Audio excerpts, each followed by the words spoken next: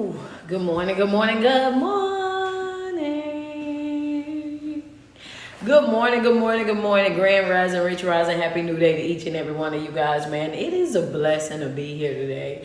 I don't know what it is, but I'm feeling mighty good today. Good morning, how y'all doing? I'm feeling mighty good today. Y'all, man, it's been a beautiful week. This week, a beautiful week of learning and growing and just, just seeing what God has in store for us each and every morning. It has been an absolutely amazing morning. Double tap on that screen as everybody is coming into the room. Good morning to you, Nicole. Good morning. Is that Renee? Good morning, Renee. Patience is key _15. Happy new day to you. Good morning to you, Chrissy. How you doing, Miss Hickman? Tia. Good morning to you, Tia. What's going on with everybody, man? Y'all double tap on that screen. Sandra, good morning to you. Gigi over there, how y'all doing, man? Good morning, Crystal Love, Candace Bash, Charlotte Valentine, how you doing this morning?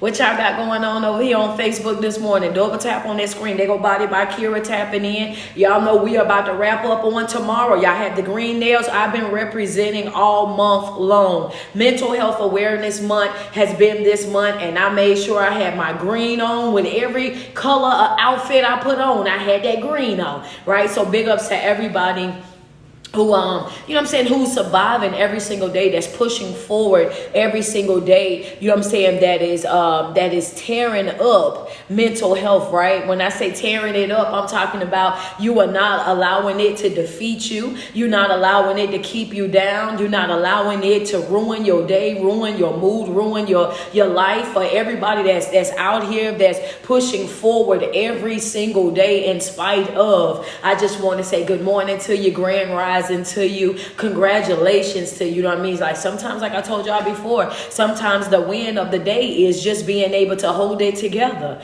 right? Hey, thank you. Look at Lydia. Is it no, Layla? It's Layla. Good morning, Layla. I got it right. Hey, hold up. Y'all know how I do names. Layla. Hey, Layla. But I want to call her Lilia so bad, but it's Layla. But, mental health awareness, man, and it's just a beautiful thing to see so many people in so many different walks of life from all over the world that are jumping in right now and speaking about mental health awareness. So just real brief this morning, just want to say to you guys, check on your people. Check on your people, even your strong people. Check on your people. Make sure, that, people are okay. Hey, how you doing? And when they say, I'm doing fine. Okay, well, how you doing mentally? How you doing mentally? It only takes 2 seconds, a little check on them. Like, well, how you doing mentally? How you holding up? And you will be amazed. Sometimes some people are going to tell you, hey, I'm doing good, I've been doing this, and this, and then sometimes you might have somebody that say, you know what, I'm kind of struggling in it, and you, right then, you know what's happening in that moment. So now you're able to check on them. Hey, I'm praying for you. How you doing? Is it anything that I could do to help out? And it's just stuff like that, small little acts of love, y'all. All it's small steps, baby steps, small acts of love. The small acts of love, and it'll change a person's whole entire life. So, just to put that out there, right?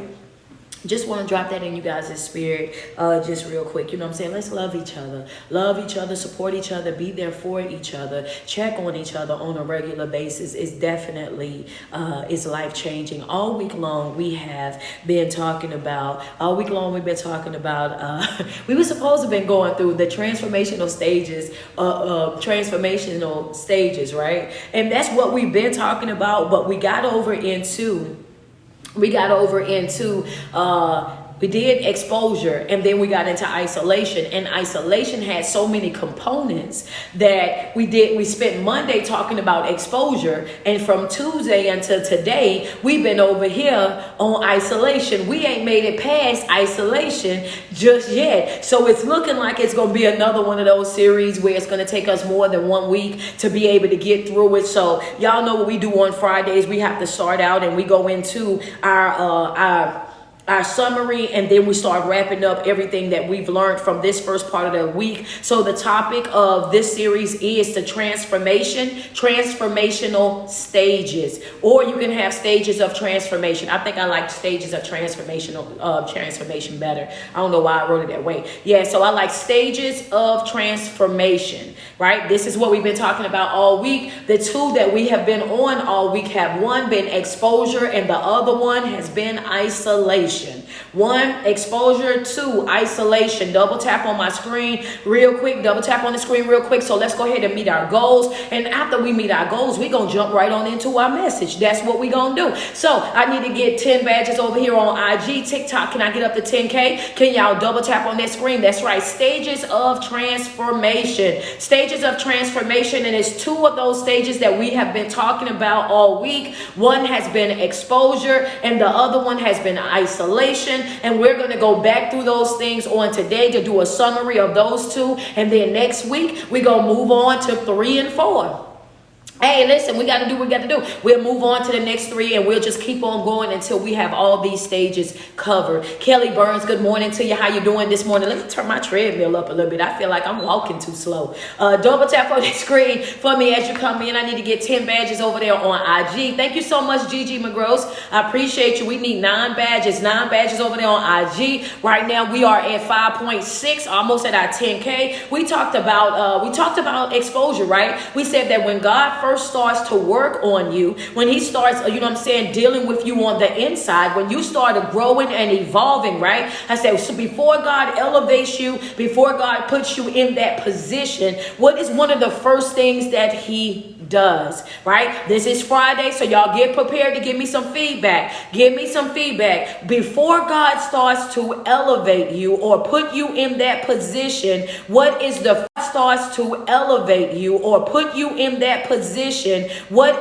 first thing that coach told you he will do?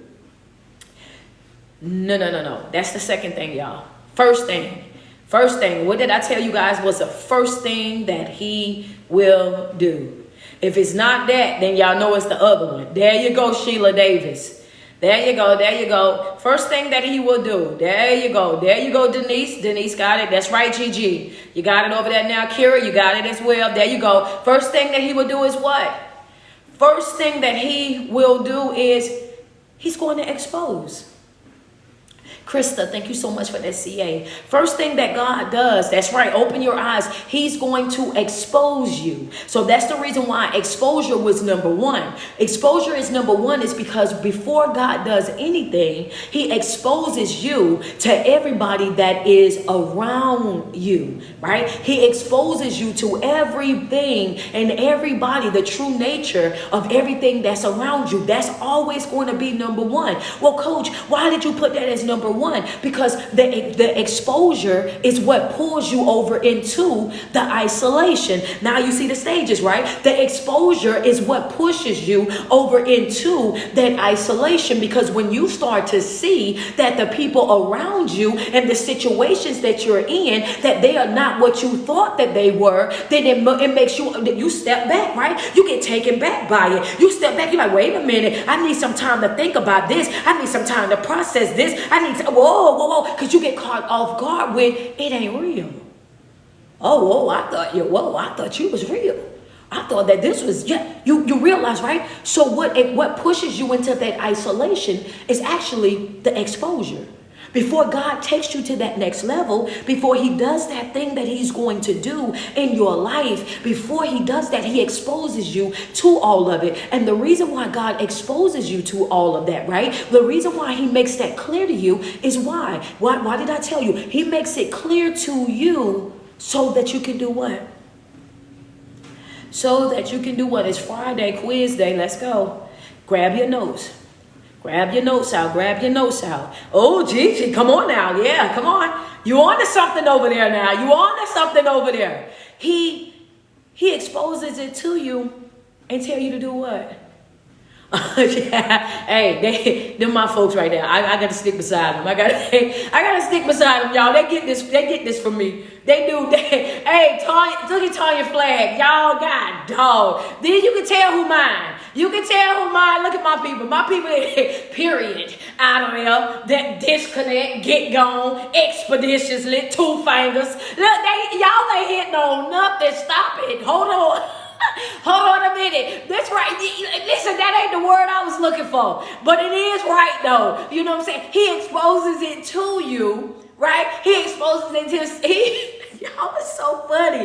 Wait a minute. If we was in a real seminar right now, right there face to face, I'm going to tell y'all right now, I would be on the floor, okay? Because I could hear y'all yelling these answers out, and I would immediately know they're my folk, right? I got to stick beside them. He exposes it to you so that you can govern yourself accordingly, right? So you will know exactly how to deal with those folks. Right? And there's going to be some folk, like we said, you got to leave them. He exposes you to the truth so that you can govern yourself accordingly. He puts it out there. And once he puts it out there, he says, now what are you going to do with this information? That's why they're saying leave them. Because once he exposed to me that you're not who you say you were, I'm done with it. Because now it just exposed to me that you're a liar. And I don't deal with liars. Understand? So that's the reason why they screaming leave them, right? Because you're not what I thought that you were. Understand me? You're not who I thought that you were, right? And if you've been doing all this pretending all this time, if you could pretend like that, then I know that you can continue this whole thing and yet leave them, right? So God exposes us to the true nature of the things and the people that's around us before he elevates us so that we can govern ourselves accordingly. And he does this because God is a God that is, understand me, he's the God that gives us what? A divine right of what? Write it in all capital letters inside the chat, all 3 platforms. Write it in all capital letters. I want it in all capital letters. There you go, Body by Kira. Great job. Great job, Lily. Great job. Great job. Nikki with the word, I see you. Come on, Denise. There you go right there. A divine right of what? Write it in all big bold letters. I want it in big bold letters.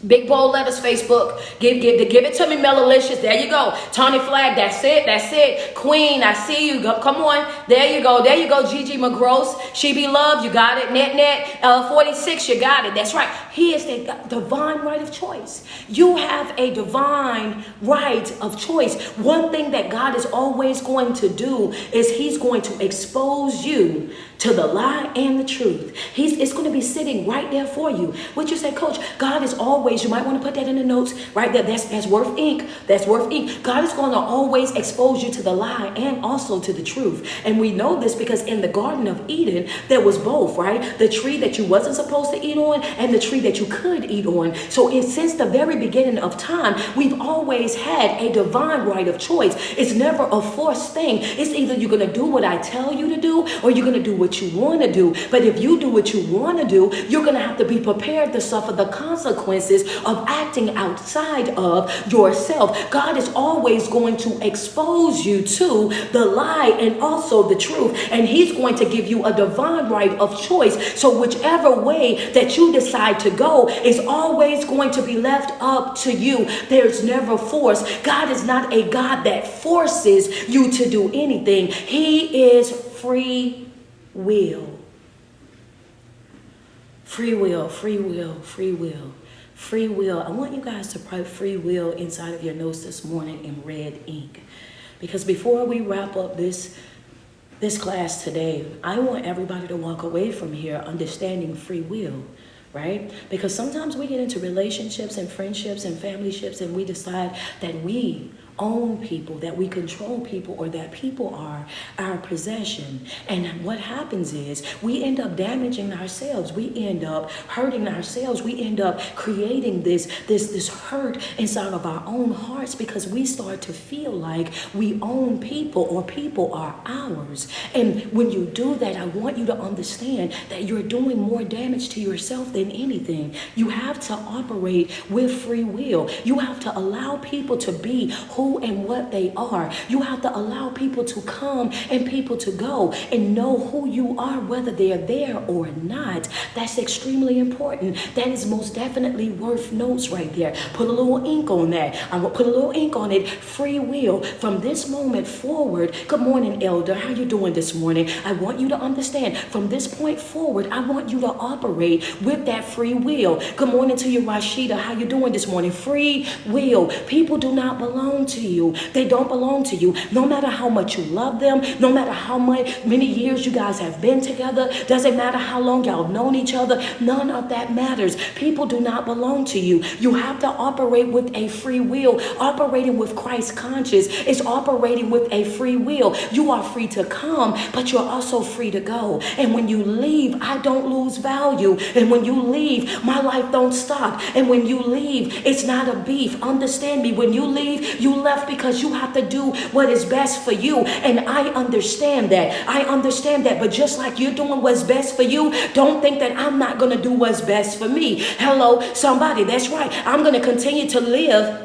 my very best life. I'm going to continue to have joy. I'm going to continue to have peace. I'm going to continue to operate, you know what I'm saying, with the same type of mindset, whether we're together or not. Understand me. I know who I am, whether I'm connected to folk or whether I'm by myself. And this is what it means, right? So as of this moment, and it's never been spoken to us that way, and I get it, but we're learning now. We're unlearning the things that we thought that we knew, and we're relearning, reprogramming ourselves every single day. We are removing what? The worldly stuff, and we're replacing it with the godly stuff. Every single day that we learn more, piece by piece, bit by bit, we are refilling our cup. So this right here, it may be some new information to some of us, right? This might be a little bit new to us, because you know what? I never thought about it that, coach. I never thought about it that way. I never processed it that way. It was never broke down that way. But when you say it like that, it makes it easier for me to swallow. It makes it easier for me to see it. And you're right. Now, I do want to operate with free will. I don't want nobody to feel like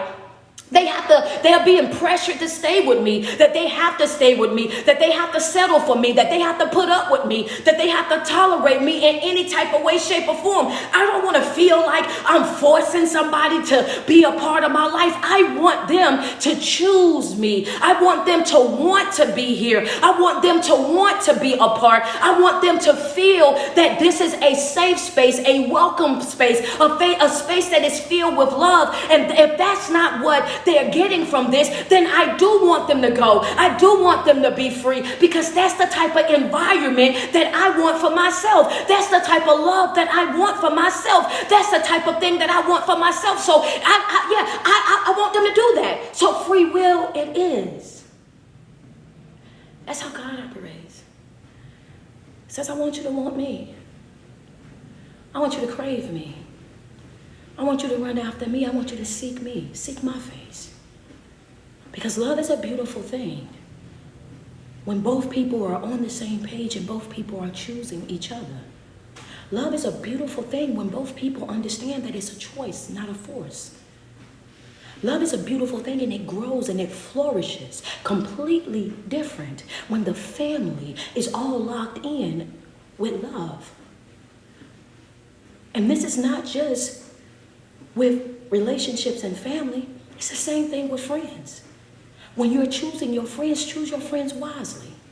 Find out what are your beliefs? What do you think? How do you do friendship? The level of commitment when it comes down to friendships. Are you willing to show up? You know what I'm saying? If I need somebody, can I depend on you? All of these things are things that matter with every single person that's in your life. There's no, understand me, even when it comes down to your friends, right? I don't want you to feel like you have to develop no false sense of responsibility towards me. So even as a friend, if you're not able to come, I will appreciate your openness, your honesty. Right? Let me know that you won't be able to come so that I won't be looking for you, because I don't want you to force yourself to have to be in an environment that you really didn't want to be there. When my friends, I want my friends in the building. I want my friends clapping harder for me than anybody else that's there. I want my friends right there front and center. That's my bestie. That's my best. Come on, you feel me? That I don't want you to know the difference in between my sisters and brothers and my friends. Yeah, that's a fact.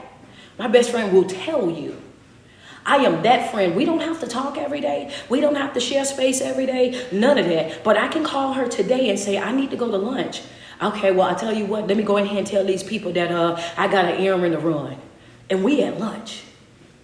I can call her and say, hey, look, I just want to watch a movie. She's here. And we're going to watch that movie. And we may not ever say a word, but it's just, she knows me. She knows me, right? I know her. I can say, hey, come spend the night with me. This lady will pull up, and we're going to get in that bed, and we're going to go to sleep. Best cuddler in the world. Because sometimes I just need my bestie. You know what I'm saying? And this is what real love, real friendships are. It's not a bunch of gossiping. It's not a bunch of mess. It's not a bunch of drama. It's not a bunch of he said, she said, they said. Sometimes it's just that love, that energy, and that safeness. And we all deserve to have just that. And if that's not what it feels like, then it's like it's time to move on from that. I don't want to deal with nothing or nobody where it feels forced. Right? And this is how God is calling each and every one of us and talking to us on a regular basis, right? God is not force, it's choice. God is not force, it's choice. Put it inside your notes. You might want to just jot that down, right? Transformation is not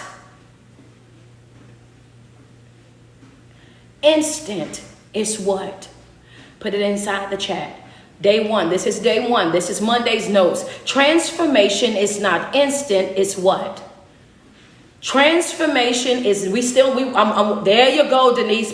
There you go, Anne Marie, right? We're currently right now going through Monday's notes. Monday's notes on exposure. There you go, Latifa. You got it, sweetheart. There you go, Adriana. Okay, Sheila Davis, you got it. Let's go. That's right, Melalicious, you got it over there. Double tap on that screen. That's right, Danielle, you got it. Come on. Okay, so transformation is not instant, it's subtle. It's subtle. And it does what? It gently nudges us towards change. Transformation is not something that's going to happen overnight. It's not going to be an instant thing. It's subtle. It's a process. It's day by day, task by task. It's not going to be something that's going to happen all at one time. So as you're continuing to grow and evolve in Christ, you're going to slowly see, because he's exposing you, right? So you're going to start to slowly see changes in your life, changes in your behavior, changes in the way that you think, changes in the way that you speak. You're going to start to see these small changes in the person that you are, right? On a regular basis, you will be waking up, and slowly but surely you will be saying things. And I use this example on Monday, like if you were cursing like a sailor, then all of a sudden, right, you will start saying, man, I curse too much. Nobody said this to you. Nobody even paying you no attention. This will be something that you will call out about yourself and say, you know what, I'm about to put myself on a cursing fast. I'm not about to curse for the next 30 days. I'm going to get me a jar, and every time I curse, I'm going to put something in it. You will start to see things about yourself that you yourself wants to change. This is God exposing you to you. This is God is helping you clean up you. This is God's way of showing you that, hey, look, you got some stuff in your life that I need you to address. This is why I tell people, when you're operating with Christ conscious and you're rebuilding your life, when you are doing this is not about God blaming other people or pointing the finger at other people. Your Holy Spirit, your discernment, understand me, your discernment is not about exposing other folk. Your discernment is about exposing you. And that's what most folk don't want to talk about. They want to say that their spirit is telling them everything about everybody else, exposing everybody else, putting everybody else out there on the floor. But the truth of the matter is, your spirit of discernment is going to hold you accountable first. Your spirit of discernment is going to get you together first. Your spirit of discernment is going to expose you to who you are, so that you can get you together, because it understands the power of that. Because if you fix you, that's going to fix everything else that surrounds you. My God. Oh yeah, come on. Come on, let's be real about it. Yeah, some of y'all didn't know that part of that. Yeah, see, that's the thing about it right there. Hold on, Melissa, watch I walk this down. Let me walk this down real quick. You fix and you will fix everything else that's attached to you. And you never have to sit down and have no conversations. You never have to fall out with nobody. None of that. When you are actively working on yourself and your development, understand me, whether people address it or not, whether they say something to you or not. Hold on, Christina. Watch this. You don't even have to say nothing to some folk. They will be able to see the change. They will be able to see the glow. They will be able to see the difference right there all over you. Gwendolyn, thank you so much for that CA, baby. Appreciate you. Understand me. They will see the difference all over you without you saying a mumbling word. They will just notice that your mannerisms is different. They'll notice that the energy around you is different. They'll notice that all of a sudden you kind of a little standoffish, or you over there working on this, or you over there working on that, and they will become inquisitive, right? What is it that you're doing? Hey, what that is, and once you start explaining to them what it is that you're doing, naturally they see, oh man, nah, she on a journey. You know what I'm saying? All of a sudden the way they handle you will become different. Why? Because they respect your journey. All of a sudden they be like, nah, she got such and such going on, leave her alone. You will have people over there telling other folk, hey, leave her alone, she praying right now. Hey, don't knock on the door, she busy right now, she studying right now. People that love you, that support you, that want to see you doing your best, that want to see you, you know what I'm saying, living your best life and living up to your fullest potential. These people will support you on your journey. These people will acknowledge the change in your life, acknowledge it and support it, and make sure that they'll mess around and start holding you accountable too. That's a fact. People that genuinely love you, they'll mess around and start holding you accountable. And they ain't even on the journey. They still living their same regular life. And guess what? Because they love you and they want the best for you, they'll be like, ain't you on the fast? Don't you supposed to have that? Hey, what? Wait, hey, ain't this your prayer time? You know what I'm saying? Wait a minute, you studied your book today? I'm talking about your churn. You're trying to be right there in the house with you. I'm talking about, and they the worst ones in the house. You constantly have to pray to the Lord before you knock one of them out. You over there like, what? And they be the main ones holding you accountable. Mama, ain't it time for your prayer? Hey, ain't you still on your fast? You know, they be the main ones because they're watching you. They're watching you and they want the best for you. This is how we know. This is how we know that you correcting you will correct everything else that's around you. They'll start looking at you and they'll start checking you. Hey, don't you supposed to be doing this? Don't you supposed to be doing that? You ain't got on your group in a while. You ain't been to prayer in a while. What's going on with it? You know what I'm saying? So that's all you have to do. So what happens in that moment, this is God's way of exposing you to the people that's for you and the people that's not for you. So when Coach say you don't have to go outside of your way, you ain't got to fall out with nobody, you ain't got to be saying this and saying that, all you got to do is work on you. All you got to do is focus on you. And you're going to be able to tell the people that are there that support you, that support your mission, that want to see you grow, that want to see you evolve, because they're going to be there and they're going to be holding you accountable. And you will see the other folk, right? The other folk is going to be the ones that's going to be over there in your ear, that's going to be over there talking about, it don't take all of that. Y'all do too much. And I don't know about this and I don't know about that. And every time you go into prayer, they want to talk. Every single time they see you studying, they got a video that they want to show you. Every single time they see you doing something that's beneficial to your growth and development, then here they come with this. Why you don't want to talk to me until I'm praying? Why you don't want my attention until you see something else got my attention? And now you want to chat. You see that I'm doing something and then get mad that I won't stop doing what I'm doing to come and pay you any attention, because now you know that if you got an attitude that's going to mess up my energy. Now I'm stopping doing what I'm doing to come find out what you got going on. Friends say, why are you in my business? This is what folk do. I want folk to understand, baby, you ain't by yourself. You ain't the only one that's going through it. This is the enemy doesn't have any new type of tactics. His vices are all the same thing. His biggest one is always going to be distraction and deception. Those two right there, they twins with him. He's always going to go with those two. Understand me? So it's not just you, it's everybody. We're always going through this. And this is God's way of exposing to us to say, hey, look, this for you, that ain't. But if you're not actively locked in, then you're going to miss what he's telling you.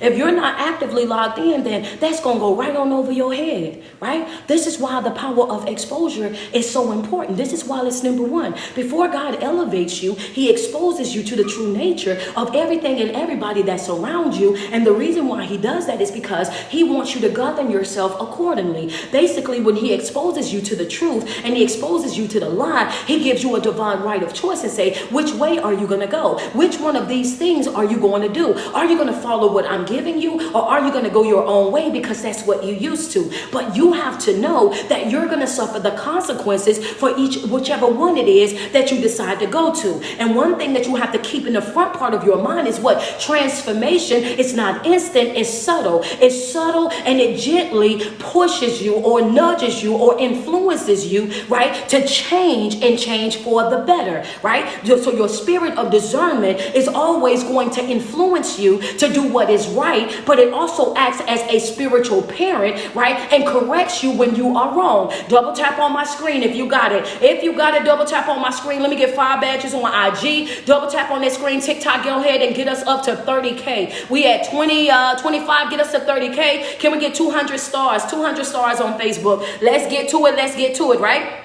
Spiritual transformation. Thank you so much, Body by Kara. Thank you so much, Anissa. Let's get to it. Oh yeah, this word gonna be this word today. It says, so the spiritual transformation is subtle in our lives and gently nudging us towards change. Many of us embark on a journey of spiritual growth without realizing it at first.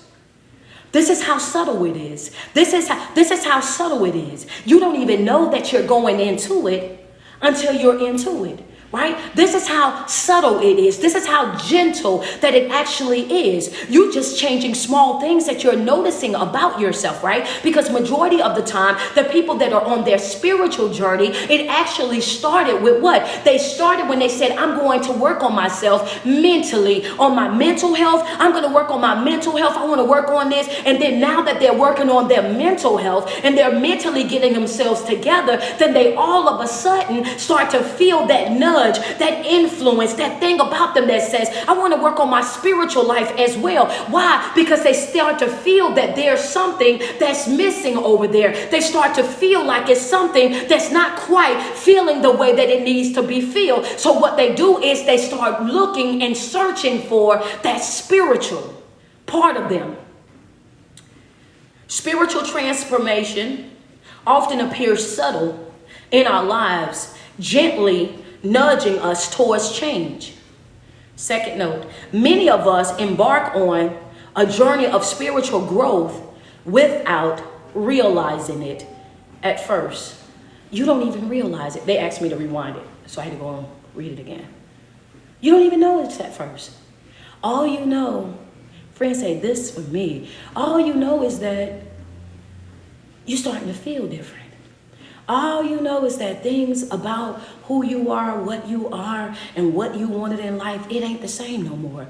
You just start to notice that you're not as impressed by things and people like you used to be. Now you're looking at things and you're like, I done lost a whole taste for that. That don't look the same. That don't feel the same. It's something about that that's just, it's not even giving to me anymore. You know what I'm saying? It's not giving. You look at it, you're like, yeah, that ain't giving what it used to give. Like, it is what it is. I mean, I don't know. And then you start saying, so maybe I'm just getting old. Maybe I'm just getting older, more mature, because that right there, that just, it ain't doing it for me. All of a sudden, it's just small things like that show you that you're changing, that show you that you're growing, that you're evolving. This is why we have to respect the small changes. This is why we have to celebrate the small wins, because a win is still a win even if it's small, right? This is why you have to be attentive in your own life, because when you see the small changes in yourself and you celebrate those small changes, thank you so much, Danielle, I appreciate you. When you start appreciating those small changes in your life, when you see them and you appreciate them, it motivates you and inspires you to want more and more and more, and you keep going after it every single day. Thank you so much, Grandma 09. For the badge. Double tap on that screen. Let's get to it, right? It says it can change, it can challenge this exposure. Pay attention to this. Third, we're still in exposure real quick. It says it can challenge our long held belief shift our priorities, and open us up to a new dimension of empathy and compassion. This exposure, what does this spiritual transformation exposure, what does it do? It can challenge our long held beliefs, shift our priorities, and it opens us up to a new dimension of empathy and compassion. What does this transformational, this exposure that comes with transformation, what does it do? It challenges our long-held beliefs, right? When God started exposing you and you believe something your whole entire life, and then all of a sudden God exposes you. When God started exposing you and you believe something your whole entire life, and then all of a sudden God exposes you to the fact that what you thought you knew is not it.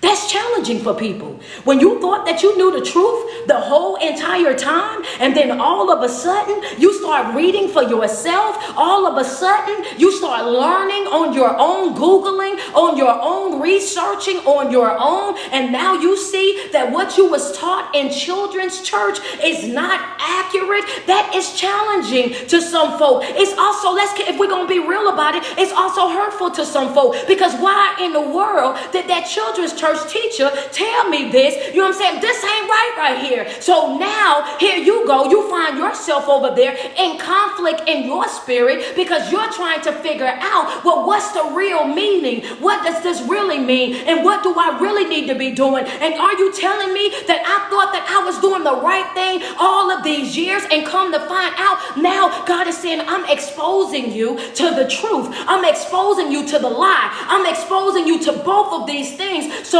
now you get to decide, are you going to continue in the way that you've been going, or are you going to be bold enough, right, to step out from what you've been taught your whole entire life and step into something brand new? Are you willing to become a student in this game of life right now? Are you going to be willing to become a student and start to learn all over again? Doris _ 127, thank you so much for the badge, baby. Understand me. Are you willing to become a student?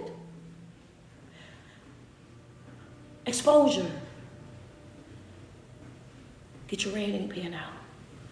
Exposure will humble you. When God started exposing you, you talking about something that will humble you. Exposure, transformational exposure will humble you like nothing else, because that transformational exposure, when it showed, it'll have you over there think, oh, I thought that I knew. I thought I had it together. I thought that I was on top of things. I thought I was holding it down. And now that, wait a minute, I'm not who I thought I was up here, and God then showed me, oh yeah, let me bring this down a notch. Hello. So let me, whoa. I'm not as good as this as I thought that I was. Now that he's showing me, I'm seeing a lot of stuff in my own life that I need to go out here and I need to get corrected. I got stuff in my life that, whoa, let me bring that down some. And get this, you don't even feel bad about bringing it down. That's how you know. That's how you know it's God. When God starts humbling you, it don't even hurt you. It don't even humiliate you. You're not embarrassed by it. When God starts humbling you, baby, you don't even feel no way about it. Understand me. You feel excited about it. You feel excited. You feel ecstatic. You know what I'm saying? Why? Because if I don't know and I see that you're teaching me, I'm excited about the new information. I'm excited about the new environment. I'm excited about what it is that you're revealing to me. You look at folk and folk be looking at you, trying to look at you crazy like, wait a minute, you okay with that? I'm very much okay with it. You don't understand that as long as I don't know and I'm seeking him, guess what I'm doing while I don't know? Guess who my instructor is? He's my instructor. Understand me? Do you know how that feel? He's my instructor because I don't know. I'm hurrying home so that I can sit with the Most High. I'm hurrying to my car on my lunch break so that I can interact with the Most High. He's instructing me. Understand me? He's teaching me. He's molding me. He's shaping me. This is yeah, I got an excitement about this. Understand me. This is how you start to see life. This is how you see life. You don't even see it as a negative thing because you know whose presence that you're actually sitting in. Even though it's humbling, it's also loving. The environment that God keep you in is always going to be an environment of love. Why? Because God is love.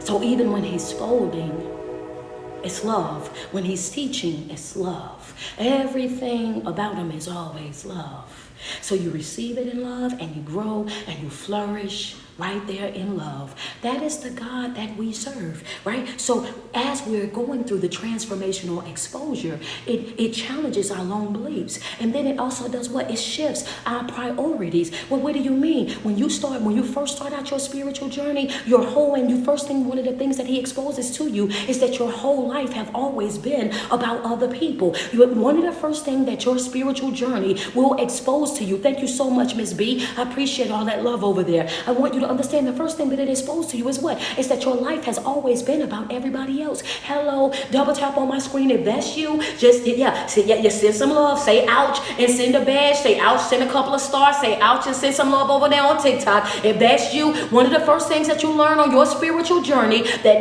transformational exposure, it does what? It shows you how you have been a people pleaser. It shows you how you've been prioritizing everybody over you. Everybody in your life, you've been coming to them, taking care of them, loving them, pouring into them, being there for them, bending over backwards for them, going outside your way for them, overspending on them. Everything about you have always been wrapped up in other people. Your priority have always been other people. Your priority has always been taking care of other people. That's what your priority has been all these years. Understand me. So when you come on your spiritual journey, right? When you start this journey, that's one of the first things that get exposed to you. And then you start saying, whoa, I got to do what? I got to shift my priorities. I can't be a good nothing to nobody until I'm a good everything to me. How can I keep dipping into this cup that's not even a half a cup? Doris Shaw, thank you so much for that, CA. I appreciate you. I'm going to keep dipping into this cup, giving out of this cup. And this cup, I'm at the bottom of this cup, baby. I need one of those little drops. I need one of them little drops to get what's left in this cup. This thing almost dry. I don't even have nothing else to give. I don't even have nothing. It's to the point where I need a little suction thing to be able to get that last drop up out of there. That's how much I've been giving of myself to other people. That's how much of myself I've been sacrificing for other people. This is the thing. I got to switch this thing. This thing has to change. This right here, this ain't that. Understand me. When you start on your spiritual journey, the part of that transformation, when it is going to expose to you how you have been, your priorities has been mixed up. They have been messed up and have been messed up for years. It will show you how you do everything for everybody but you. That you love on everybody but you. That you come through for everybody but you. Even your job, you go through for them. And it's like, wait a minute, you do more for them than you do for yourself. You show up more for them than you show up for yourself. And you have to adjust this. These are things that God exposes to you when you're going through the transformational stage of exposure. And the next thing is he does what? He opens us up to a new dimension of empathy and compassion. As we're going through the transformational stage of exposure, God teaches us the real meanings of compassion and empathy. He teaches us the real meaning of having to be learning how to respect other people's decisions and their boundaries. He teaches us that everybody has a divine right of choice. It teaches us what's for us and what's not. I can have empathy for you. I can see what you're going through. But that don't mean I have to take it on. I can see what you're going through, and I can feel bad for what you're going through, and I can assist you if you want my assistance, but I won't overstep my boundary. Understand me? I won't step out of my square, because a truly compassionate person, they stand right there comfortable on their square, and when you ask for their assistance, then they gladly provide you with their assistance, but they don't run over there with a cape on. They are not not a fixer. They are not Olivia Pope. Understand me. They don't run around trying to find ways to fix other folks' lives. Why? Because they understand what the priority is. If you want my help, I'm more than willing to give it. If you come to me for my help, I'm more than willing to give it. But I won't give to you to the point where it depletes me. Why? Because I understand empathy and compassion. And I know how they work together. I won't give to you to the point where it depletes me. I will not give to you to the point where it depletes me. I will not. Somebody need to put that inside of their notes. Somebody need that inside of their notes. If you've been doing that, we have to stop that right now today. Hello, I will not. As a matter of fact, I want you to make it personal. I will not. I will no longer. I will no longer give to people to the point where it depletes me. If loving you destroys me, then that costs me too much. If being there for you means that I can't be there for me, then that costs me too much. Understand me, I can no longer deplete me to build you. We can't do that. We serve notice on that. That is no longer going to be what we're going to be doing. Double tap on my screen. Double tap on my screen. I can no longer do that right there. We cannot do that right there. That's not happening. Understand me. That right there. We have to pull the plug on that. Double tap on the screen real quick, right? So that spiritual exposure, it does what? It challenges our long-held beliefs. It shifts our priorities, and it opens us up to a new dimension of empathy and compassion. And not only does it shows us how to operate with that empathy and compassion, it also shows us to show that empathy and compassion even to our enemies. Can we talk about that? The more that you grow in Christ, the more that you are slow to anger. The more that you're growing and evolving and healing through Christ, the more that you become an individual that is very slow to anger. So even when it comes down to your enemies, because of your new knowledge, because of what God has exposed to you, you no longer become angry with people, right? You feel sorry for people. And the first thing that you do when you were in the world, you used to cuss them out and you used to go after them in a way that was very destructive. You would speak negative things over them. You would go at them the same way that they were going at you. But the more that God exposes you to the truth, and the more that you're healing and growing through him, you no longer use those words or that type of behavior. Now you feel sorry for them. And instead of you going that route, you go immediately into prayer. God, heal their heart, fix their vision. You know what I'm saying? Help them process what it is that's going on. You instantly, now you see those people and you say, wow, I'm going to pray for you. Because those thoughts, if you continue to live that way, feel that way, move that way, you're going to self-destruct. You don't need my assistance with that. Life is already doing this number on you. You don't need me to jump in. I don't need to say nothing to you that you already saying to yourself. Me adding on to what's already going on in your life, that ain't right. You hold a different level of compassion, a different level of empathy. So you become a person that's very slow to anger. You don't even get mad like how you used to get mad. You just look at people and shake your head. Like, wow, I really hope you grow out of that. Wow, I hope one day you wake up and see that different. Wow, I hope one day that you see that the path that you're on is not the right path. That's all you do. You don't even give it your energy the way that you used to. You don't even give it your energy the way that you used to. This is what happens when you're going through those stages of transformation and God is exposing to you the nature of things that surround you, right? And it says, it'll guide and walk you through it says, you might just find these signs are the missing pieces in understanding the changes unfolding within you, right? So I'm going to go ahead and I'm going to read that, what I had from the top to the bottom. It says, signs of spiritual transformation often appear subtle in our lives, gently nudging us towards change. Many of us embark on spiritual journey growth. Women, many of us embark on a journey of spiritual growth without realizing it. It can be challenging our long-term beliefs, shift our priorities, and often open us up to a new dimension of empathy and compassion.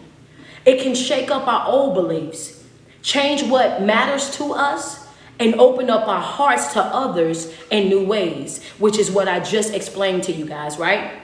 It can shake up our old beliefs, things that we thought that we knew, change what matters to us. We become a priority in our own life and open up our hearts to others in new ways, which means we start to love our enemy instead of being a person that despises them. Everything about us will become an act of love because God is love, right? In this guide, I walk you through the key signs of spiritual transformation. You might just find these signs are the missing pieces in understanding and challenging unfolding within you, meaning the things that we've been dealing with, the things that we've been going through. As we continue on our spiritual transformation, we're going to start to pull back layers of our life and expose ourselves to what's happening within our own life. So as we continue to go through this spiritual transformation of exposure, God is going to continue to show us different areas of our life and present us with that same divine right of choice to say, do you want to stay this way or do you want to go to this level? Do you want to stay here or do you want to go here? Are you willing to walk away from here so that you can get to here? He's always going to be unfolding. He's always going to be exposing. He's always going to be putting it right there and giving you a decision as to what is it that you want to do now with this new information that you've been exposed to. Exposure is fueled by decision making. I expose to you the truth, and after I expose to you the truth, what are you going to do with it?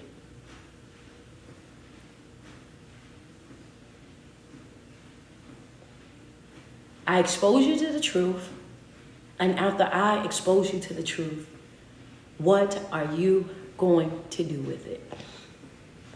Second thing that we got into this week is isolation. That was all exposure. Taught that on Monday. That was the summary of exposure. Next thing that we went to, it was transformational isolation. What was number one? What was number one? What did I tell you guys was the first? What was number one? What was number one? What did I tell you guys was the first stage of that transformational isolation? What was number one? Transformational isolation. What was it? First reason that I gave you. There you go. There you go. Somebody been in here. Bamboo Shop 88. There you go. There you go. Okay.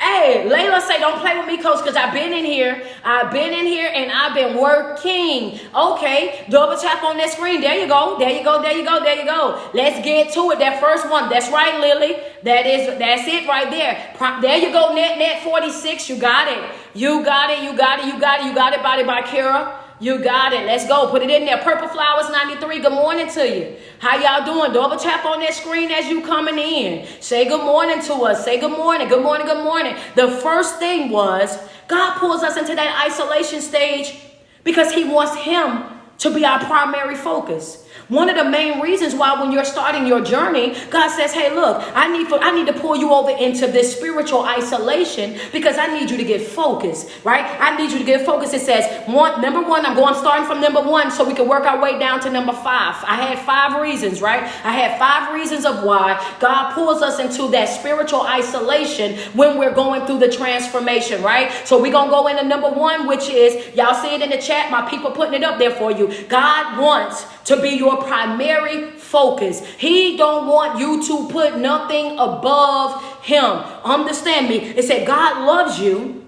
and he has a godly jealousy over you. He wants to be number 1 in our lives. He deserves to be. The world will try anything and everything to distract you from God because Satan wants to distort the truth and keep you away from what matters, which is what we learned, you know what I'm saying, this past week, right? That's the enemy's job. His job is deception, to deceive you, to manipulate you, to twist and turn things, to separate you from Christ. And he's going to do what? He's going to work overtime at doing it. So he'll take a little bit of the truth and he'll entangle it with a whole bunch of lies, and before you know it, he'll have you all out of focus. He'll have you all out of alignment. He'll have you over there chasing something like a rabbit and a carrot. He'll have you just chasing it, just running after it and never being able to obtain it. Understand me? And something that I read this past week, it said the enemy will give you what you want, but they'll never let you enjoy it. Hello, somebody, this is how he operates. He'll mess around and give you exactly what you want, and after you get it, you will never be able to enjoy it. Understand me? Give you the relationship that you wanted. You wanted that relationship so bad, and now you over there in a relationship,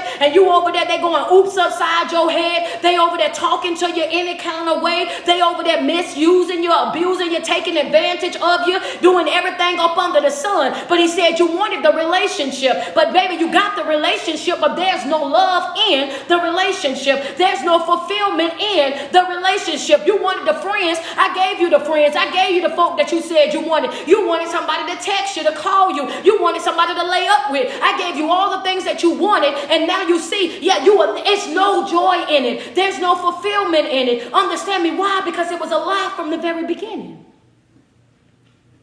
It was all a distraction from the very beginning.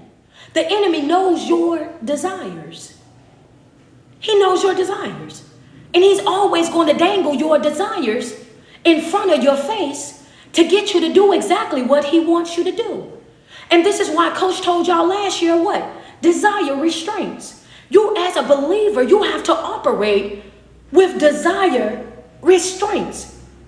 Even though you want it, even though you want them, you have to also see the consequences of you getting that. As much as I love you, I know that you know good for me. So even though I love you, I have to go. Even though I know I can do that and I can do that with my eyes closed, I know that that's a distraction. So yeah, I want to do it, but I'm not going to do it. I know what I'm capable of. You know what I'm capable of. And you just trying to play because you know that if I go there, that's going to cost me. That if I do to you what you know I'm capable of doing to you, you know that's going to cost me. Understand me? So I have to operate with desire restraints. That's me knowing exactly what I'm capable of, but also acknowledging the consequences of it so I don't do it. Even though I know I can curse you from the rooter to the tutor, I don't do it because I know the consequences of it. Because I know I can drag you from there to here, back up to there. I don't do it. Why? Because I know the consequences of it. I know better now. And when I know better, I am charged to do better.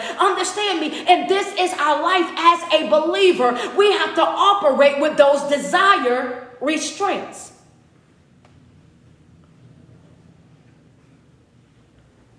I know what I want to do, but I ain't doing that. I ain't doing that. And it's going to be some folk like, well, you know you so, but yeah. But I also know what that'll cost me. Remember what I told you? It's going to always show you both. You're going to always have a choice in the matter. Don't ever let anybody trick you into thinking that you don't have a choice. You're going to always have a choice in the matter. No matter what you do on your spiritual journey, understand me, you're going to always have a divine right of choice. This started in the Garden of Eden. That's how important divine right of choice is. This started all the way back in the Garden of Eden. Nobody was forced to do anything. There was always a choice. Eve could have still said no. She could have said no matter what it was that the serpent was telling her. She had a decision to make. This thing called divine right of choice, it did not start in 2025. That did not start just right now today. This has been something that has been active and has played a major role in our growth and development since the very beginning of time. The enemy has been who he is. Understand me? He's a trickster. He's cunning. Understand me? He's skillful. He's manipulative. He's deceiving. Understand? This is who he is. This is who he's made up of. And whether we want to believe it or not, he's good at it. Very good at it. That's why sometimes you be in conflict in your own spirit as to whether you should do it or not. You might as well be honest. You might as well be honest. That's the reason why sometimes we get into situations in our life and we know for a fact that it ain't right, but we still be in conflict with it. Come on, who's going to be real? Who's going to be real? Who's going to be real? That even though you know that it's not right, it's something about that thing that still have you in conflict. You still be in conflict. You're like, man, I know that ain't the right thing, but I just kind of feel, I feel a way about it because I'm trying to, no. Understand, that's nothing but the adversary touring on your emotions. That's nothing but the adversary trying to deceive you. That's nothing but the adversary trying to make you feel guilty. That's what he does. Even though you know that it's wrong, even though that you know that it's not the right thing to do. Know that it's wrong, even though that you know that it's not the right thing to do, and you know that what you're feeling about leaving it where it's at, separating from it, getting away from it as fast as you can, you still have something that's tugging at you in the inside, and you're in conflict, even though you know you've done the right thing. That's nothing but the enemy, and you have to rebuke that. You have to shut that down. You have to hit that red spiritual button. Understand me? Because the enemy's job is to make you think that what you're doing that is right is not really right at all, because he has to deceive you. He has to pull you out of alignment. He has to distract you. He has to make you question or challenge what you already know. You're not experiencing nothing that Jesus did not experience, because that's the same exact thing that he did to Jesus when Jesus was in the wilderness. Jesus knew the word. He was operating with Christ conscious. Understand me? And he still went out there and he tried to make Jesus question his own daddy. So what makes you think that it ain't gonna happen to you? Come on. So what makes you think that it's not going to happen to you? So when you're doing the right thing and you showing up the right way, and you in prayer, you in fasting, you studying, you reading, you doing everything that you're supposed to be doing on a regular basis, and you still feel like because somebody got an attitude with you, because somebody feel a certain type of way about you, because you're not spending the time that you used to spend with them, and you ain't skinning and grinning up in their face the way you used to be skinning and grinning, and you ain't running after them the way that you used to be running after them, and you ain't calling their phone and texting their phone and trying to make ways to see them and fit them into your schedule, because now you have a new priority in your life, and that new priority in your life is Christ, and you're trying to rebuild yourself from the inside out, and now you are working on you and your relationship with God, and you'll be trying to become more intimate with him so that you can see exactly what he wants you to do, how he wants you to do it, and you're no longer concerned with this world and what the world think and what they feel and their acceptance and their approval or their validation over your life. Then folks start to get mad at you, and now all of a sudden you acting funny, you acting different, and you ain't yourself no more, and I ain't never think that you would be one of them, and all this and that started coming at you, baby. That is nothing but the enemy exposing who and what he really is. Understand me? That's nothing but the enemy exposing himself right there to you. And the moment that folks start saying those things and trying to make you feel bad for growing, make you feel bad for living your best life, make you feel bad for prioritizing yourself, you have to look that enemy directly in its face and say, baby, I want you to understand that spirit that you carry, baby, I rebuke that. That enemy that's dwelling on the inside of you, understand that's influencing you and your behavior and your thoughts right now. Oh, baby, I rebuke that. Not you. I love you. But the spirit that you carry is in conflict with mine. And you walk off. Yeah. Hey. Fix your spirit.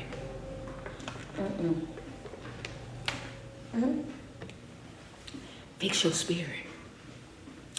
It ain't that you don't love them, but sometimes the people that's around you, they just gotta fix their spirit. Yeah, just fix your spirit. Sometimes, yeah, that's all you got. You ain't even gotta be rude. Just fix your spirit. Hey, Mirror, how you doing, sweetheart? Can I get 5 badges on IG? Can I get some love over there on IG, Facebook? Can we get up to 1,000? We at 707. Can we get up to 1,000 on the stars? Double tap on their screen. We almost at 100K. TikTok, go ahead and double tap on their screen. Get us to 100K. Just put in the chat real quick, baby. Yeah, the new comeback is fix your spirit. The new comeback is fix your spirit. Sometimes you have to tell folks, hey. As much as I love you, I need you to fix your spirit. Thank you, Shay. Shay Shay. I appreciate you so much. Who that is just sent some stars. Danielle, thank you so much, babes. Yeah, come on. Fix your spirit, baby. You need to fix your spirit and walk smooth off. Fix your spirit. Because I'm going to tell you right now, you don't need a whole bunch of words. You ain't got to go back and forth with nobody. The moment that you tell them to fix their spirit, that demon that's inside of them, that negative spirit that's inside of them, that thing, that influence that's they working with, they ain't got no choice but to get it together because you've called them out already. Understand? You called them out already. They can't do nothing but get it together. They can't do nothing but get it together. And when you walk off, you ain't leave no room. You ain't even leaving with no space to try to come back. Fix your spirit, baby, and walk on off. Fix your spirit. That's it. That's all. Y'all double tap on that screen. Let's get to it, right? It says anything. I want to go back over that real quick. It says the first one is going to be God wants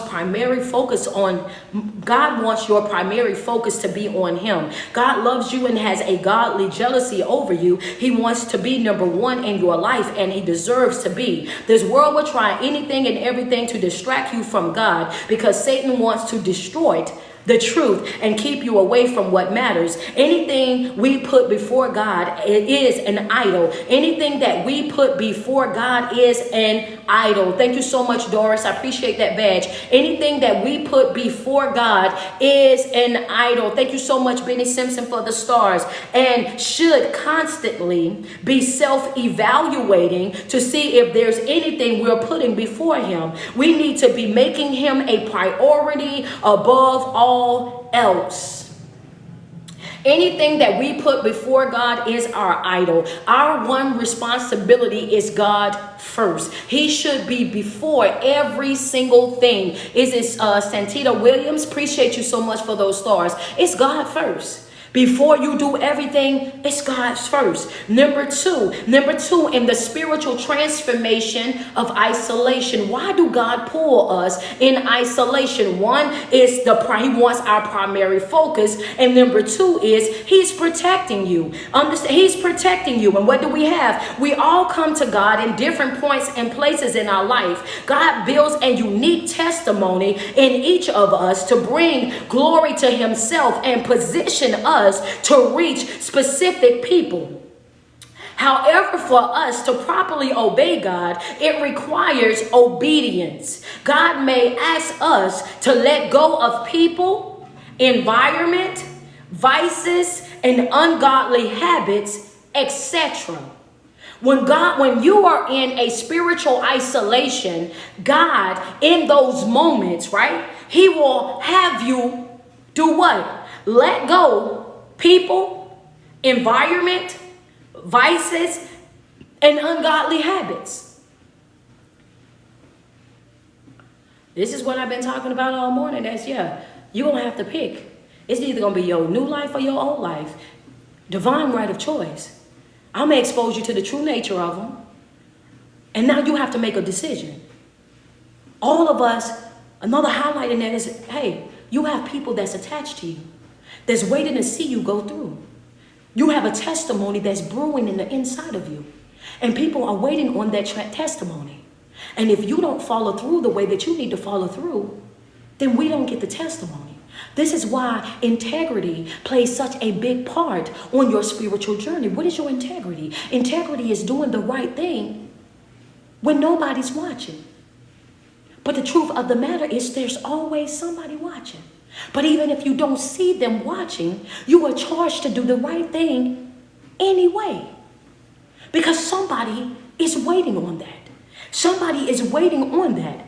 But our problem is our obedience. Because it says, however, for us to properly obey God, it requires obedience.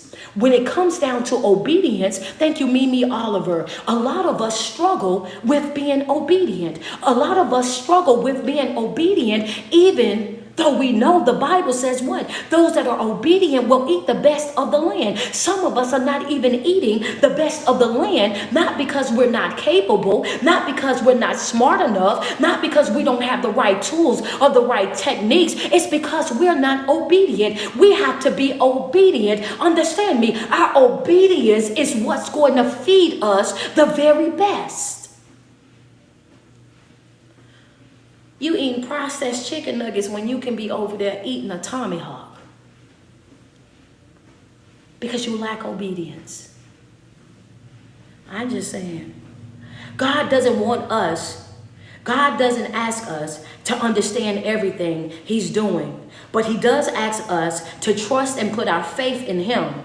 God can see your situation from every angle and is everywhere all at once. God is not expecting for us to understand his every single move. He's not expecting us to understand every twist and turn of our life. We know that already because the scripture already lets us know. He says, my thoughts and your thoughts are not the same. My ways and your ways are not the same. You're not going to always understand me, but I ask you to trust me. I ask you to trust, put your trust in me, to lean into me, not to your own understanding. He says, I'm everywhere all at once. I see these things on every angle. I know exactly what it is that you're dealing with, which is why I told you guys 3 weeks ago when we were in Christ Conscious teaching, I said it's 4 things that I need for you guys to remember. Put those 4 things inside of the chat. Now we see how these 4 things actually run, right? Now we see how these 4 things I told y'all, I said if we learn these 4 things and utilize these 4 things in our life on a regular basis,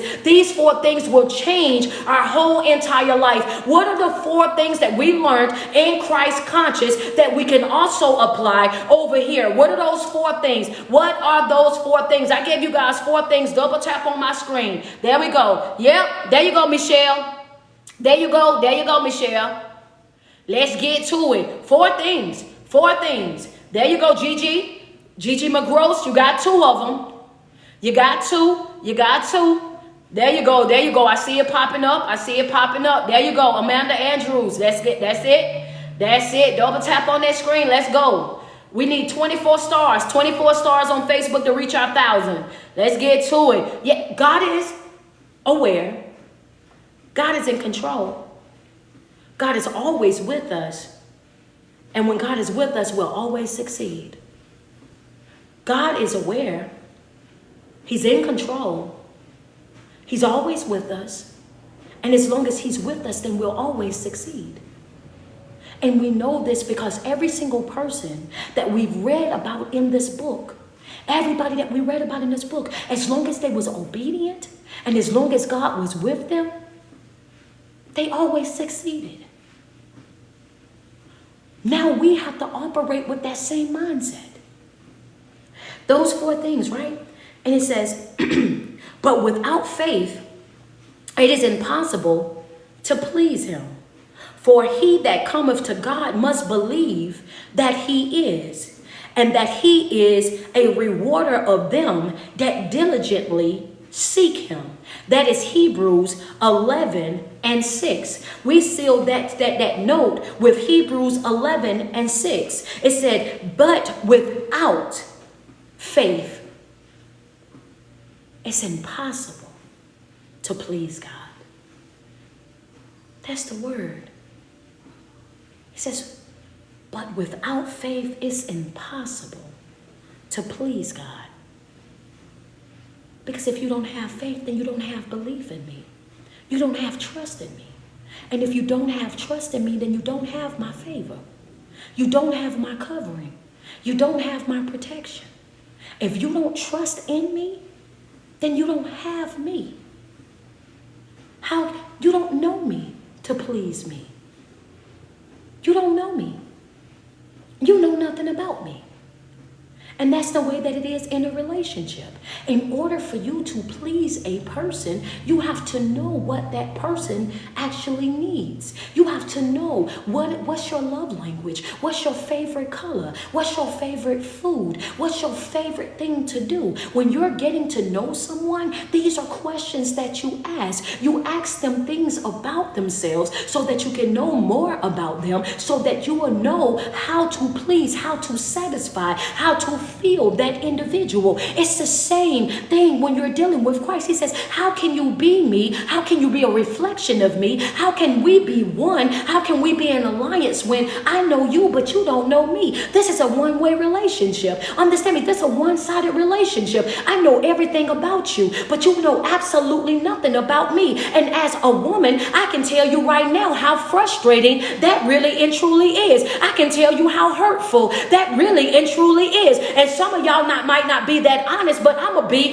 that honest. That will destroy the inside of you. That will break your heart. That will sit in your mind. Baby, you will be so doggone fired up. Baby, yeah, you want to break up right now today. How is it that I know your favorite color and you don't know mine? How is it that I know your favorite pastime and you don't know mine? How is it that I know your hobby? I know your favorite movie. I know your favorite this, that, and the third. I can tell you everything about you and you can't tell me nothing about me. I can tell you everything that happened last week when you was going through this, that, and the third, because that's how attentive that I am about you. That's how I show up in your life. That's how I make sure that I'm there for you in your life. But then when it come down to me, you can't even tell me two things that I told you last week. It was in one ear and right back out the other. That meant when I was talking to you, when things was happening in my life, you ain't even care enough to remember. Come on. It's the same thing. We get mad about it. It says, hey, look, it's either we're in relationship, we're in partnership, or we not. And a part of that is going to be, you're going to have to trust me. In order for you to trust me, you have to get to know me. You have to build a relationship with me. You don't trust everybody that you meet. You trust people after you get to know them, after you spend time with them. Then you start exposing them to certain parts of you. You don't give somebody randomly off the street the keys to your car. You don't give somebody randomly off the street the key to your house. No, you only give those things to people that you know and that you trust. That's it. That's all. It's the same thing on your relationship or with your relationship with God. He's saying you have to get to know me on an intimate level, on a personal level. Understand me. I want to get to know you, all about you. And in order for us to do that, this is what we have to do. Number 3, he's growing you. He's growing your character for the future. Transformation, isolation. Number 3 is he's growing your character for the future. We can observe many people God chose to use for his glory had to endure the ever-enduring process of refinement. God needed his people to have a specific character trait to carry out the divine assignment he had on their life. What are you saying? This journey that we're on, God is very clear when he says you're going to be refined. You're going to go through some stuff. You're going to have some struggles. You're going to have sometimes in your life when you're going to cry. You're going to have sometimes in your life when you're going to hurt. You're going to have sometimes in your life where you're going to have to, you're going to look like, it's going to look like I almost abandoned you, but I didn't. Understand me. You're going to be screaming out to me, Abba, Father, understand me. Yes, that's going to happen to you. It happened to Jesus, and then you're not exempt from that. You're going to go through that. There's going to be times in your life where things are going to be happening in your life, and you're going to cry. Understand me. And guess what Paul said? Paul said, still count it all joy. When you're going through what you're going through, count it all joy. When you're hurting like how you're hurting, count it all joy. Especially when you know that you are in my will. Especially when you know that I am in control and that I am aware and that I am with you. Because what? You know that this situation is fixed. You know that you're coming out of this. And when you come out of this, you're not coming out empty-handed. Understand me. There's nothing that I'm going to take you through that I'm not going to pay you for. You're going to have to pay me for this pain. You're going to have to pay me for this hurt. You're going to have to pay me for these late nights. You're going to have to pay me for the pacing of the floor. You're going to have to pay me for sliding down that wall. You're going to have to pay me for all of this. Understand me that I'm not going through what I'm going through. I'm not going through this for nothing. Even a diamond looks like a rock until it's polished. Understand me. An oyster look like an oyster is torn back and forth in the bottom of the ocean. It has to endure powerful waves hitting up against the bottom of the ocean's floor. This is what it goes through before it actually cracks open. And when you crack it open, you see that there's a pearl in the inside, but the outside of it looks like it has absolutely no value. From the outside, it looks like nothing but something that's torn up and bounced all over the place, right? Covered in seaweed and everything else. But when you crack that thing open, now you see something valuable. said you're going to go through it. You're going to go through it. But you're going to grow through it. As long as you're trusting me, you're going to grow through it. And when you come out on the other side, you're not coming out empty-handed. Understand me. You're coming out with overflow. You're coming out with abundance. You're coming out pressed down, shaking together, baby. When you come out, you're not coming out the same way that you came in. Understand me. It's clear. I want you to know that you ain't coming out crawling either. Stand to your feet. Do you hear me? You're not coming out crawling neither. I want you to know that, so we're going to stop saying that. Baby, we're not coming out crawling. Understand? Stand to your feet. Get up on your feet. You're going to come out of that. And when you're coming out with abundance. When you come out, you are coming out with overflow. When you coming out, they're going to have to pay you for every single thing that you had to go through. Jen the Star, I appreciate that, CA. I want you to stand to your feet. Well, why do you say that, Coach? I say that because the Hebrew boys did not crawl up out of the fiery furnace. They walked out. Daniel did not crawl out of the den. He walked out. Elisha, when he was out there calling down the fire, he did not crawl away. He walked away. Understand me. There's so many times in this word where we never hear about these people. We never hear about them crawling. They were already on their feet. And not only that, when he says, I've already prepared a way of escape for you, he says, what? You're going to stand up under it. They did not say kneel. He says, I will not put more on you than you're able to bear. And even when I'm pressing you, even when I'm refining you, even when I'm taking you through what I'm taking you through, I need for you to know that I've already prepared a way of escape for you, and you will be able to stand up under it. Go see it. It's in the word. Stand don't sound like kneel. When I bring you out, I bring you out on your feet. When I bring you out, I'm going to bring you out. I'm going to bring you out on your feet. When he called Lazarus from the grave, Lazarus did not come from the grave crawling. No. Let's be real. I want to go there with it. I want to go all the way. I want to go all the way there. Don't stop me now. We outside now. When he called Lazarus, he did not call Lazarus, and Lazarus came crawling. That's not what happened. He came out walking. Man, he came out walking, and when he came out walking, he looked at him. He said, "Wait a minute, take them clothes off of him. Hey, what? Take that right there up. Take that off of him. Take them grave clothes up off of him." Not only is it important that I be on my feet, it's important that I also be dressed accordingly. Come on, God. Wait. Whoo. Wait. This, come on. I got it. Because I'm going to get to 5. Hold on. Hold on. Wait. Just double tap on the screen.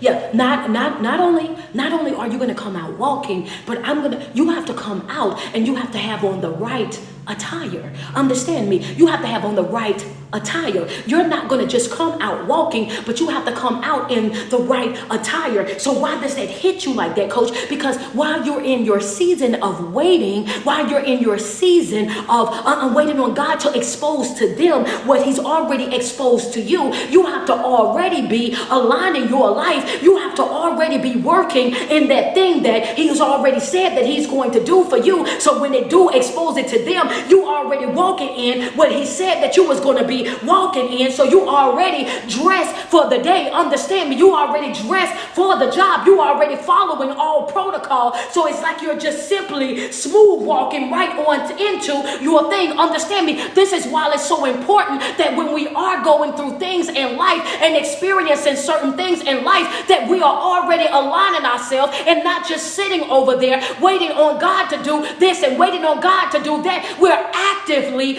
working while we are waiting on God to expose it to y'all. You act like you already got it, and do. You act like it and is. And if I don't get it, it's not because I couldn't get it. It's because that wasn't going to be good for me. But that ain't going to change the way that I'm doing what I'm doing. Understand me. I'm already ready. I'm going to stay ready. I'm already ready. I don't have to get ready because I'm already ready. Understand me. If it go green, it's all gas for me, baby. If that door open, Yeah, smoke on the back of me, baby. That's how fast I'm getting up out of here. I'm talking quick, fast, and in a hurry. That's how I move. Understand me? Yeah, I ain't never got to get ready because I'm already ready. I'm already prepared. Understand me? This is what God is saying to us on a regular basis. We have to be prepared so that when it's time for us to go, that we go. That we ain't got to sit over there and try to tie a shoe. We ain't running over there, running out the door with our shoes on the wrong feet like a toddler. We not over there, got one arm in a jacket swinging off over there because we wasn't ready to go. You have to be prepared. You have to be ready. Double tap on my screen. Let me get some love. Double tap on my screen. Let me get some love. Let me get some love. It says, we can observe that many people God chose to use for his glory had to endure ever-enduring process of refinement. God needed his people to have specific character traits to carry out his divine assignment he had on their life. We may have had to go through something extremely difficult in our life to have a testimony to reach. Go through something extremely difficult in our life to have a testimony to reach thousands. When we are walking with God, we have the opportunity to live out the purpose God created us for, and there is no more fulfilling way. So what are you saying with that, Coach? That pain has purpose attached to it. That pain, write it in your notes, that's worth ink. That pain has purpose attached to it. You're not going through what you're going through for nothing. That pain has purpose attached to it. A testimony attached to you that is designed to reach thousands. A testimony that's attached to you that's designed to reach thousands. Isn't that not the same thing that Joseph told his brothers after he had a life of hell? He said, I had to go through what I had to go through. I had to deal with what I had to deal with to save many. He couldn't even put a number on it. He said, I had to go through what I had to go through. I had to suffer the way that I had to suffer. I had to be sold. Understand me. I had to become a servant. I had to serve time in prison. I had to go through. I had to be ripped away from my family. Understand me. I had to be in a foreign land. I had to go through what I went through so that I could save many. There's purpose in that pain. There's purpose in that. You're not going through what you're going through for no reason at all. There's purpose attached to that. There's purpose that's attached to that, right? These things I have spoken unto you, that in me you might have peace. In the world you shall have tribulations, but be of good cheer. I have overcome this world, which is John 16:33, where God is telling us, hey, listen, I understand that. He said, but these things I have spoken to you, that you might have peace. I want you to have peace. Even though you're going to have tribulations, I still want you to have peace. Even though you're going through the roughest, the toughest times of your life right now, even though you might be experiencing what you will call hell right now on earth, I want you to have peace. Even in the middle of what it is that you're going through, even in the middle of what it is that you're dealing with right now, I want you to be at peace. Well, why do you want me to be at peace when you see what it is that I'm going through? And he says it at the end of that scripture. He says, I have overcome this world. In other words, I want you to have peace, but because you're connected to the person that has already overcome this world. This world is, I got this in the bag. I just need you to sit tight. That's all I need you to do. I know exactly what's happening in your life. I'm in control of this thing right here. All I need you to do is sit tight. I've already conquered it. In other words, I've already dealt with what's bothering you. I already dealt with it. What you're facing right now, you're facing a space in your life where you have to make a decision. Are you going to stand behind me, or are you going to go your own way? Are you going to trust me and what I got for you, or are you going to go your own way? Because the only way that you're going to be defeated is if you go your own way. The only way that this thing is going to have power and authority over you is if you decide to go your own way. The only way that you're going to take a loss is if you take a loss back on your own way. But if you stay in alignment with me, oh baby, you will win. Understand me? If you stay in alignment with me, if you and I stay together and you stay right behind me, guess what I'm going to do? I'm going to make your crooked path straight. If you stay right here behind me, I got you covered. Understand me? I'm going to be your protector. I'm going to be your vindicator. I'm going to make sure that you are all the way good. All you got to do is stay right here behind me. That's it. That's all. But that's a decision. There you go, Christy. Exactly. That's your choice. You have a divine right of choice, and you have to decide which one of these ways that you're actually going to go. That scripture, again, one more time, is going to be John 16:33. Number 4. Transformational isolation. Reasons why God put us in transformational isolation. Number 4 is he's trying to realign your heart. Number 4 was God is trying to realign your heart. He's trying to reposition your heart. That somewhere along the lines, you started kind of going your own way. You got too comfortable. You got too relaxed. And you started to swerve a little bit. And that's what we talked about yesterday when we talking about a car. When you first get the car, how it's perfectly lined up and it'll ride right there in the lane, and you ain't got to put your hands on the steering wheel, and it'll just keep on going right there. But over time, them grooves, it'll start getting into those grooves because the bumps and whatnot in the road, then sometimes what starts to happen? Now it's starting to go, you'll start to see your steering wheel pull over to the left or pull over to the right. And it's not because you hit anything. It's not because you had any type of accidents or anything like that, but it's just the normal wear and tear on the joints.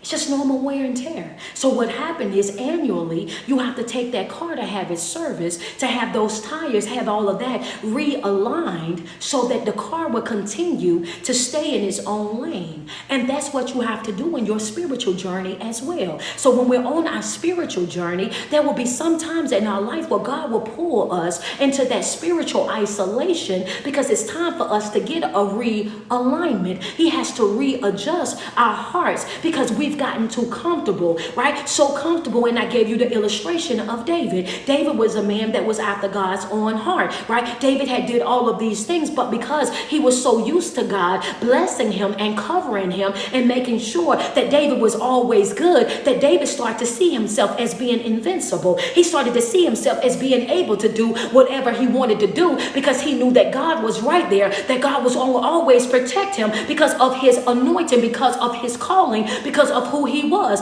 And it wasn't until Naaman came and had that conversation with David and exposed David to the fact that you are out of alignment. You have to readjust your heart. You have to get back in good standing. That I get it. I understand that. But listen, you have to fix yourself. And this is why it is so important, right? That we have the right type of friends and the right type of family and the right type of environment and the right type of tribe around us, because we have to have folks in our life that are not yes men and yes women, but people that's in our life that hold us accountable, that will let us know when we are out of alignment, when we done got too comfortable or we done got too relaxed or we're starting to take advantage of God's grace in our life. Yeah, we understand the mistakes. We understand that you backslid. We understand this and the third, but we're not going to be so understanding that we don't hold you accountable. We're not going to be so understanding that we don't call you out when you're wrong. We're not going to be so understanding that we sit back and we allow you to self-sabotage when we know that what you're doing is wrong. We owe it to you to hold you accountable for that. That's real friendship. That's real family. That's real tribe. Come here, because you're doing too much. Let me get you together real quick. You can't talk like that. You can't behave like that. You can't show up like that. You know too much. You know too much to be acting like that. You know too much to be carrying on like that. What did he say? God said, I have a trait, a distinction between my people and their people. My people won't look like their people. My people won't behave like their people. You will know the difference in between my people and their people. And when my people start acting like their people, showing up like their people, then you just became one of them. You just became one of them. There's a distinction.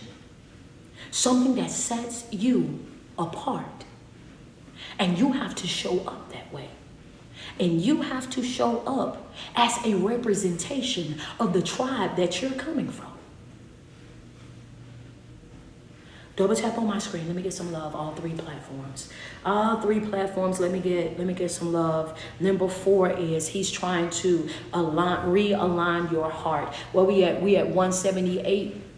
178, go ahead and get us up to 180. Matter of fact, go ahead and get us up to 200K. Let's go ahead and get our 200K. Facebook, can we get some love on Facebook? We at 976. Can we get up to 1,500? I want us to reach our 2K goal. Double tap on that screen. Double tap on that screen for me over there on Facebook. Let me get some stars over there. Let's get up to 1,500. Double tap on that screen. Can we get 6 badges on IG? I know y'all been taking notes, and this is a summary, so some people just not getting here, and they like, man, y'all been doing this all week. Yes, we've been doing this all week, so you guys might be missing some notes over there, but listen, I tell y'all to be here every single morning, Monday through Friday, starting at 8 a.m. from 8 a.m. to 9:30, sometimes 10 o'clock. Y'all got to be here every day, because I'm telling you, even though we're going through the summary, there's a lot of notes that I gave throughout the week that we're not dropping right now, because those notes was given fresh off the press. They was given to me in the middle of the message. So you guys are only getting the notes, some of the notes right now that I'm getting, that I have right now, and there's some coming to me as we go as well. But this is why you have to be here every day, so that you can make sure that you're grabbing your notes, right? And what I try to do for those of you who are at work, thank you so much, Latasha Jackson. I appreciate that, CA. For those of you who are at work, I've been trying to leave the live up for at least 48 hours. At least 48 hours. I try to leave the live up, and sometimes a little bit longer than that, just so that you guys can have the opportunity to go back and watch the live and get the notes. But the best thing that you can do is get inside the Patreon. All the live videos will be downloaded from TikTok and uploaded on Patreon. They will go into the Patreon. That way you will have unlimited access to those videos, right? So do me a favor. I want y'all guys to show me some love. Show me some love. What we got going on over here on Facebook? We stuck at 976. Guys, to show me some love. Show me some love. What we got going on over here on Facebook? We stuck at 976. We stuck right there. Let me see if my thing rolling. Y'all know it'll get hung up in a minute. Yes, man. Double tap on that screen. Yes, guys. Y'all know it'll get hung up in a minute. Yes, man. Double tap on that screen.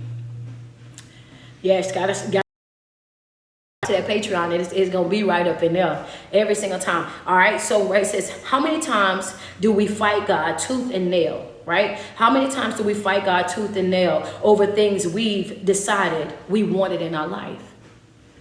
It's talking about realigning our life. How many times do we go back and forth about God and what he's telling us that we want, what we telling him what we want, and he's telling us that we don't need that?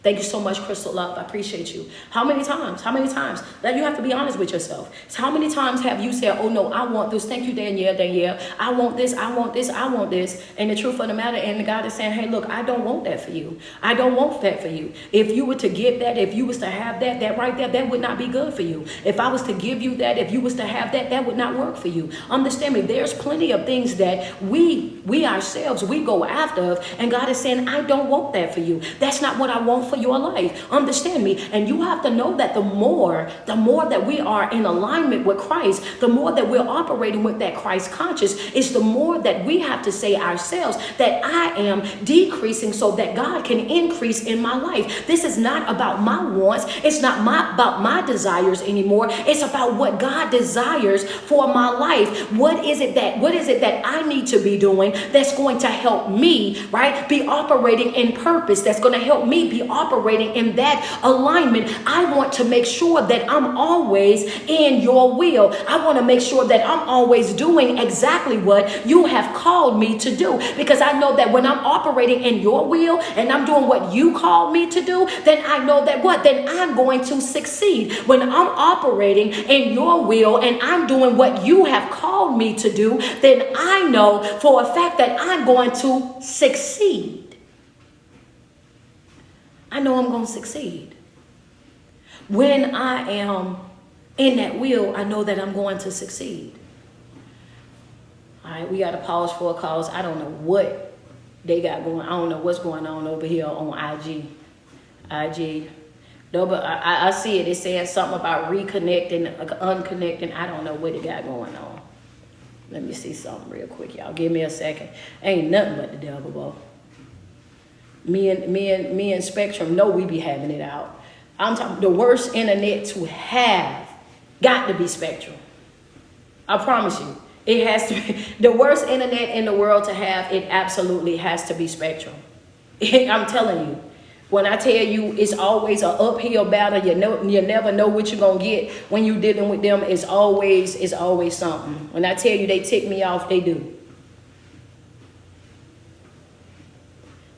There y'all go. I have no idea what they got going on over here. Y'all let me know. It's free. I know. Let me know. It ain't even Instagram. It's Spectrum. The worst internet company in the world. Yeah, friends say the worst and the highest, the worst. Let me know if it's working for y'all now. Y'all back? Let me know if y'all back, because I want to go ahead and keep going. Let me know. Can y'all hear? I want to make sure y'all can hear. Is it back? Can y'all hear? I see Miss Prayer. Can you hear me though, Purple Flowers?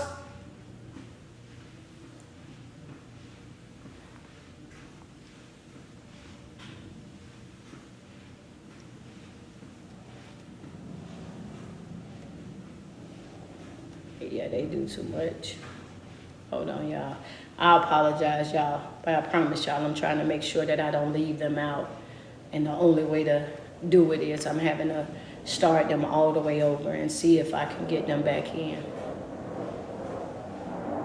Nothing but the devil. Oh, okay, yeah, Facebook wasn't having no problems. I don't know what they got going on over here on this one though. Okay. It's still, for whatever reason, saying poor connection. I might have to send everybody that's over there, tell them to come to come over this way.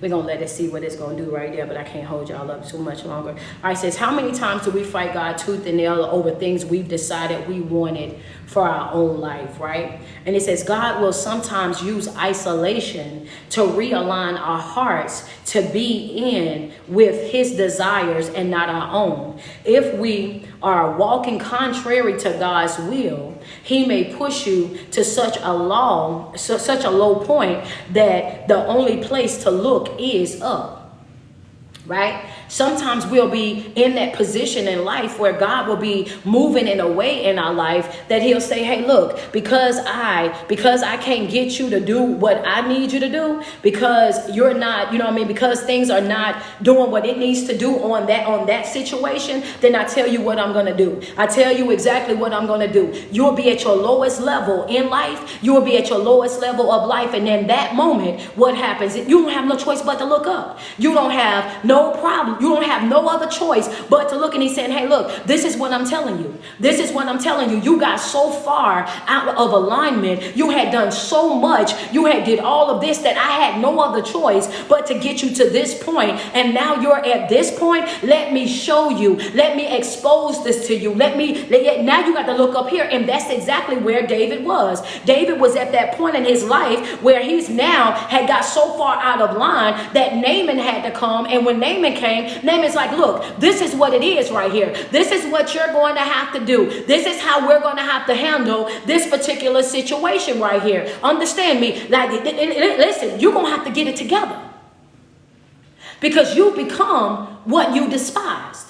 And a lot of times we become the things that we despise. We become those things unaware. We're not even conscious of the fact that we've become our abusers. We're not even conscious of the fact that we've become the people that we say that we dislike. We don't even realize that we become those things, but we become those things unconsciously because we have developed a mentality of, I'm going to get you before you get me. I'm not going to let nobody get one up on me like that. I'm going to make sure that I be this the next time, and I'm going to do this. And we don't even realize that all of those things are nothing but trauma responses, right? We develop these habits, and when we develop these habits, then hurt people start to hurt people. Understand me? Because you did not heal, because you did not take the time that you needed to take care of what you were dealing with in your brokenness. You became that individual.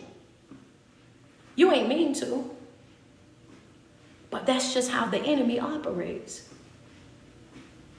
You didn't mean to. You didn't set out to become that way. That's just how the enemy operates. Right? That's not what you meant to do. That's not how you meant to live. But that's just how the enemy operates. He's very skillful with his deception. He's very skillful with his manipulation. Whatever it is that he do, understand me, this is how he operates. Very skillful at it. So as we're going to go on down, we're going on down, it says, God will sometimes isolate. I did that once. God will sometimes use isolation to realign our hearts to be in line with his desires, not our own. If you are walking contrary to God's will, he may push you to your lowest point so that the only place to look up is at him. God may bring you to a place of utter dependence to show you that you need him above all else, and he is the only one that you truly need. God will bring you to a place of utter dependence,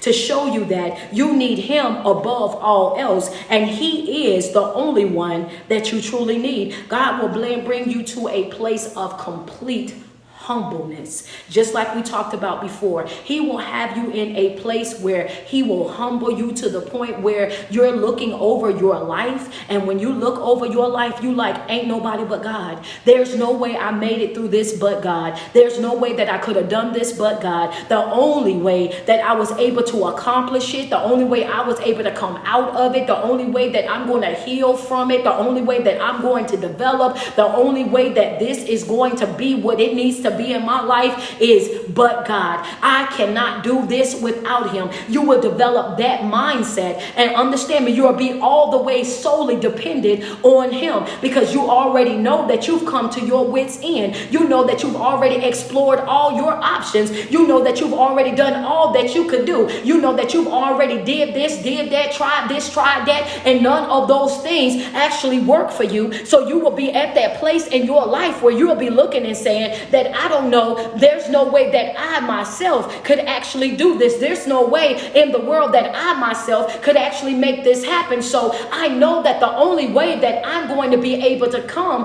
out of this, the only way that I'm going to be able to do this is if I'm in fact in alliance with God. Without that, I'm not going to make it. Without that, it's not going to work for me. Without this, I don't know what it is that I'm going to do. And that is what we deal with on a regular basis. That's what we deal with on a regular basis.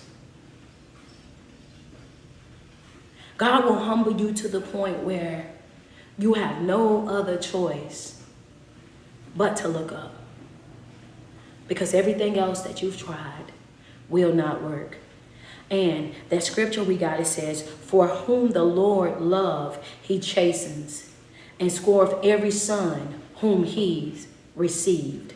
That is going to be Hebrews 12 and 6. Hebrews 12 and 6. And now we're going to get into, we're going to be running over a little bit, and that is okay. Y'all, I'm going to actually end these lives, and then I'm going to come back. Let me go check this internet, because when I get into 5, I really don't want it to be skipping. I don't want it to have no static. I want to make sure that everybody is here for it and everybody can receive it. I cannot stand for, it was Friday, so we already knew. We already knew that it was going to be a lengthy one today because we had so much information. But I want to go check this internet and do all of that so I can make sure everything is running the way that it needs to be, because I need to make sure. She says no skipping, y'all, as well. I know it's good over here, but we got IG that is still not there, so we'll have family over there that don't have the notes, and I want to make sure that everybody have their notes, everybody have the information. So y'all give me about 5 minutes. Let me get everything together, and then I'm going to come right back. Okay, so I want to make sure. So 5 minutes, and I'm coming right back, y'all. So matter of fact, we signing right back in at 10 o'clock. Right back in. We're going to sign right back in at 10 o'clock.